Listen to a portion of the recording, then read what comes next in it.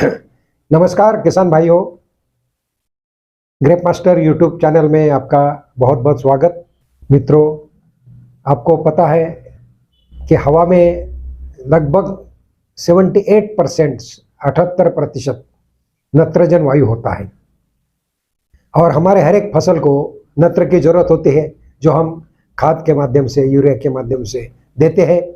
और यूरिया की ज़बरदस्त मांग भी किसानों की तरफ से होती है। लेकिन प्रकृति ने हमें कुछ ऐसे जीव दिए हैं, ऐसे जीवाणु दिए हैं जो हवा का नत्र लेकर जमीन में उसको फिक्स करते हैं और पौधों को वो उपलब्ध कराते हैं। और ऐसे जीवाणु जिन फसलों के ऊपर पलते हैं, जिन फसलों के जड़ों के ऊपर गांठ बनाकर गांठ बनती है, उसमें ये रहते हैं, वो ये काम करते हैं। इसलिए अगर हम ऐसी फसलों का प्रयोग करेंगे तो बहुत सारे नत्र की जरूरत हम इनके माध्यम से पूरी कर सकते हैं। इनको हम कहते हैं ग्रीन मैन्यूरिंग क्रॉप्स। कुछ फसलें जो दलहन ग्रुप में आती है, उनके जड़ों के माध्यम से ये होता है। लेकिन कुछ फसलें जैसे सनई हो गई, ढेंचा हो गया, ये ऐसे फसलें हैं जो यदि हम लेकर के उस जमीन में गाड़ देते हैं फूल आने से पहले, तो भी बहुत सारा नाइट्रोजन हमारे फसल को उपलब्ध होता है। ऐसी बहुत सारी फसलें हैं जिनको हमें या तो फसल चक्र में अपनाना चाहिए, या अगर आपके बगीचे हो तो बीच में जो खाली जगह रहती है उसमें इनको बारिश के दिनों में लेना चाहिए।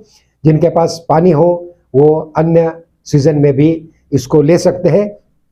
लेकिन फसल चक्र में यदि हम इन चीज़ों का, इन फसलों का उपयोग करेंगे तो निश्चित रूप से हमारे ज़मीन का स्वास्थ्य काफ़ी हद तक सुधरेगा। क्यों कि ये फसलें सिर्फ नाइट्रोजन ही नहीं उपलब्ध कराती है, अन्य जैसी चीज़ें जो भूमि के स्वास्थ्य के लिए ज़रूरी है, जैसे एरेशन है, हवा का आवागमन है, ऑर्गेनिक मैटर या सेंद्रीय कार्बनिक पदार्थ की मात्रा बढ़ाना है, कुछ खरपतवार नाशी का नियंत्रण करना है, सॉइल में जो जीवाणु रहते हैं उनके बढ़ोतरी के लिए मदद करनी है, भूमि की मिट्टी की वाटर होल्डिंग कैपेसिटी या जल धारण क्षमता बढ़ानी है, और जो ऑर्गेनिक कार्बन जो जमीन का, भूमि का आत्मा कहा जाता है, उसमें बढ़ाने में मददगार होते हैं। साथ ही साथ इन जो सूक्ष्मजीव रहते हैं जो इसके ऊपर पलेंगे, तो उन सूक्ष्मजीवों के माध्यम से जो सेंद्रीय आम्ल स्त्रवते हैं जमीन में, उनके द्वारा पीएच, जमीन का, भूमि का पीएच भी कुछ हद तक हम मैनेज कर सकते हैं। और साथ ही साथ जो हमारी भूमि की सलाइनिटी या क्षारता बढ़ रही है, उनको भी हम कुछ हद तक नियंत्रण में ला सकते हैं। तो मित्रों, इन फसलों का हमें ज़रूर अपने फसल चक्र में अपनाना चाहिए, जो 30 किलो से लेकर के 135 किलो तक नाइट्रोजन हमारी ज़मीन में, 1 हेक्टेयर ज़मीन में फिक्स कर देते हैं। फिर हम जानेंगे कि कौन सी ऐसे फसलें हैं जो इस काम के लिए हम फसल चक्र में ले सकते हैं। तो मित्रों, ये फसलें हैं उड़द जिसको कहते हैं, हरा मूंग या मूंग के नाम से भी जाना जाता है। उसके बाद में लोबिया है, कुल्थी है, उसके साथ ही मसूर है, उसके बाद में मटर है, वाटाणा मटर जिसको कहते हैं, गवार है, सनई है जिसको कुछ लोग ताक के नाम से भी जानते हैं, सनेम इसका अंग्रेजी नाम है, ढेंचा है, बरसीम है, और इंडियन क्लोवर जिसको सेंजी के नाम से जाना जाता है, जिसका जो बोटेनिकल नाम है मेलिलोटस बर्वीफ्लोरा। इसमें कई सारी किस्में होती है, लेकिन हमारे देश में जो लिया जाता है वो मेलिलोटस बर्वीफ्लोरा है। ये सबसे ज़्यादा लगभग 135 किलो नाइट्रोजन हमारे भूमि में फिक्स कर सकते हैं।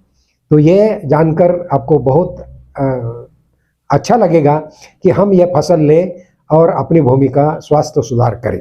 तो इन फसलों को हम अलग अलग तरीके से ले सकते हैं। जैसे मैंने बताया, फसल चक्र में लीजिए, कुछ दिन तक आप अपने ज़मीन को खाली छोड़ दीजिए, इसमें ग्रीन मैन्यूरिंग कर लीजिए। सिर्फ एक सावधानी बरतनी है, ये फसलें जब भी आप लेते हैं वो बारिश के सीजन में ले तो इसकी बढ़वार बहुत अच्छी हो जाती है और इससे ज़्यादा ऑर्गेनिक मैटर हमारे भूमि में मिलता है।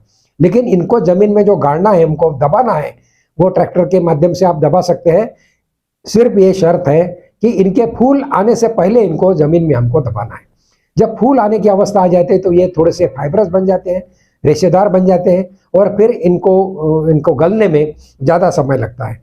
तो ये सारी चीज़ें आप लोग कर सकते हैं, इनको आप ज़रूर अपनाइए और अपने भूमि का स्वास्थ्य भी सुधारिए। अपने भूमि में मिट्टी में जो जो समस्या आ गई है उसका भी आप निराकरण कर सकते हैं।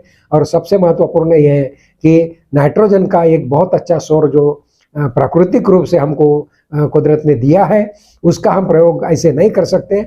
इन फसलों के माध्यम से हम हमारे ज़मीन में इन लेग्यूम्स को, इन हरी खाद वाली फसलों को लेकर के उस हवा का नाइट्रोजन का उपयोग हमारे फसल के उपज के लिए कर सकते हैं।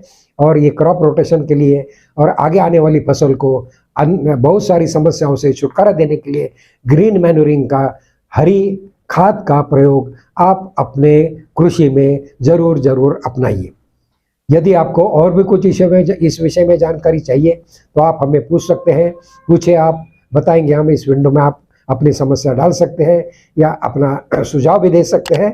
और जिन किसान भाइयों ने अभी तक ग्रेप मास्टर यूट्यूब को सब्सक्राइब नहीं किया है वो जल्दी से इसको सब्सक्राइब करें, ग्रेप मास्टर ऐप को भी डाउनलोड करें, जिससे इस सेवा का लाभ वे निरंतर ले सके। धन्यवाद।